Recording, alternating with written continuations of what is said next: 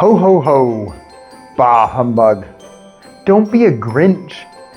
My colleague just invited me to a white elephant party. What does that mean? Christmas is my favorite time of year, and as an English teacher, I love idioms too. So today, you get the combination of Christmas idioms. I'm Phil. I teach English here at Mayak in the Czech Republic. I'm glad you've joined me today for a few Christmas idioms.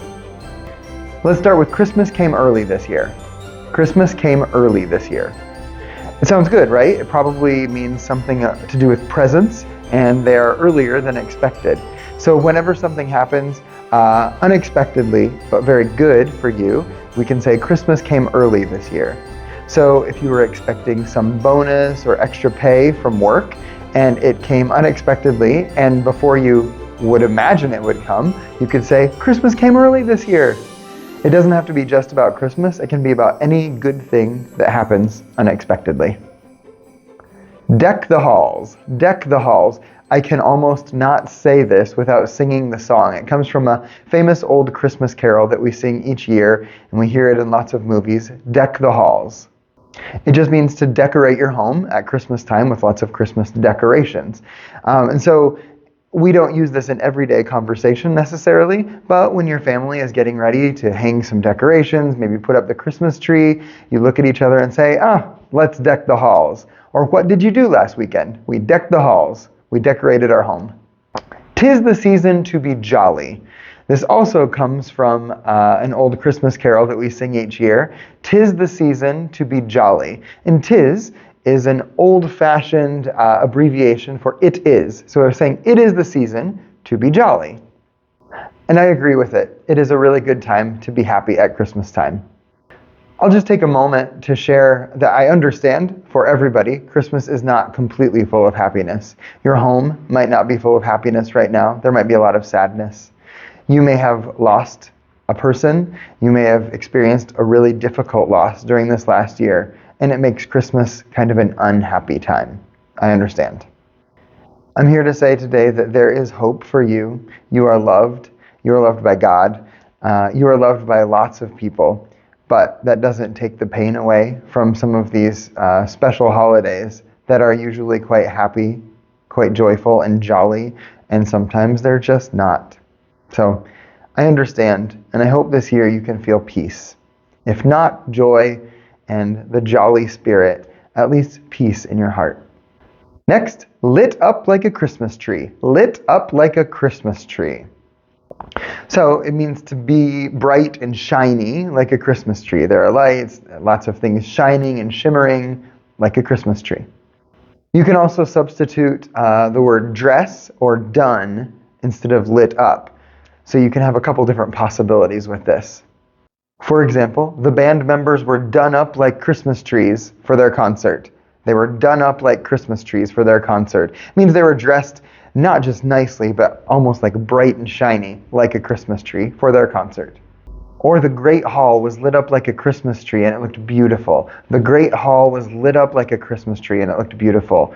It probably means there were lots of lights, shining things. Maybe it was even with Christmas decorations, but it wouldn't necessarily have to be. But something that's beautiful, bright, and shining, kind of like we would see a Christmas tree. Don't be left out in the cold. Don't be left out in the cold. It means to be simply forgotten or left out. I had no idea about the meeting and nobody bothered to tell me, so I was just left out in the cold. I had no idea about the meeting, nobody bothered to tell me, so I was left out in the cold. A stocking stuffer. Do you know what a stocking stuffer is? This one is not one that we would use any other time than Christmas, but Americans, and others too, but I know Americans use the thing that looks like an old sock that's hung by the chimney. We call it a stocking at Christmas time. Often everybody in the family has their name written on this stocking, and it's hung there, and at least what my family did was we would put smaller gifts in this stocking, and we would have maybe a couple other bigger gifts that would be under the Christmas tree. So any small gift like a pen or some fruit or candy, gum, little things, we would maybe wrap up or just put inside the stocking. And sometimes it was so full that the stocking was stuffed. So we would call it a stocking stuffer. That's any small gift you put in a stocking. So I think I'll get him a couple of pens and maybe some candy for stocking stuffers. I think I'll get him some pens and some small candy for stocking stuffers. White elephant. White elephant. You may have a picture in your mind, and it is just a white elephant. In fact, that's the picture in my mind too. But I know this has a different meaning at Christmas time especially. A white elephant gift is a gift that you bring to a white elephant party. I know, that definition doesn't help you understand what it is at all, does it? Now, a white elephant gift is nothing that you buy at a store. It's not at all something that you buy at a store. It's some old thing that you have at home that you don't need anymore. And if your colleague or somebody invites you to a white elephant party, you say, aha, I have these old things at home that I don't want. And for a white elephant party, sometimes the crazier the old thing, the better for these parties. And what you do is you'll go home and you'll find this old object, maybe an old pair of shoes, a few old books, an old decoration, anything old. And you'll wrap them up probably very nicely. You don't wrap them up badly, but wrap them up like they're a nice present. So when somebody looks at this beautifully wrapped present, you think, oh, it could be good.